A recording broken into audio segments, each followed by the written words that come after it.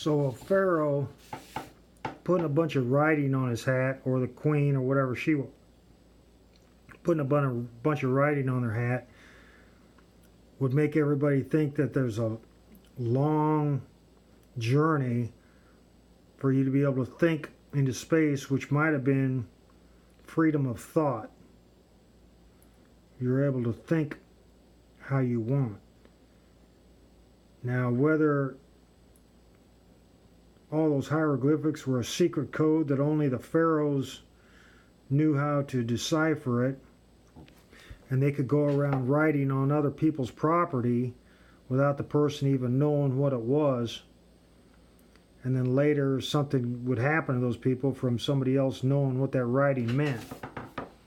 Say if somebody gave you a cane or something, or with the writing on it, and the writing was, allow this guy 3 bushels, or whatever, allow him to do something, but then at this point punish him, you know?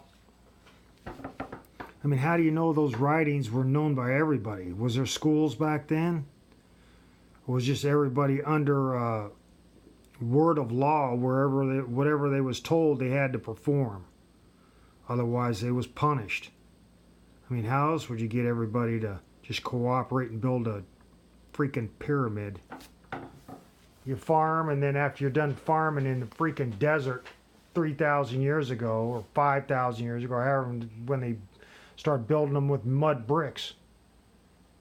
I think it was just a secret code basically used by the higher ups and the whatever they were of the pharaohs, and they could just go around writing on other people's stuff, write on their hat, and everybody would think, oh, you got to go through all this unknown stuff, you know, for them to be able to think. Well, they're just normal people walking around with a design on their hat that made everybody else think it was something different. And the dogs, those dog heads and all those hawk heads. Well, if a dog barks at night, it echoes into the darkness. And back then, since there was less questionable thought going around, where there is now, the technology and everything's been questioned. Back then, it wasn't really questioned. Maybe a hoe was, maybe a boat was, but all the faces and stuff. Who knows that even the normal public even knew those writings existed? I guess they would if they had those big giant statues. But anyway, they might not know what they mean. They just go there and, oh yeah, okay, it's all the... Because, I mean, did they have schools back then?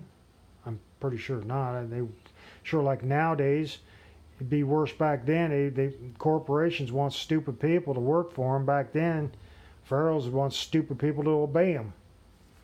So it's all just a big, long lie. That's what I'm guessing. And the dog-head people, they'd bark at night, and the reason they was on the thing is the pharaoh had met the dog-headed people. You know, his thought went up into space, and where the dog bark echoed, he met a person that looked like that with a dog's head. Or he met the hawk or eagle's screech, or the thought of a flying bird or whatever.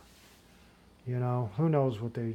But I don't think what everybody's deciphering as is the same as what they was thinking as. I mean, you're talking 3,000 freaking years ago. Should you go 20, 40, 100 years ago, and I mean, you still might have done some of the same stuff, but thoughts change and evolve. Anyway.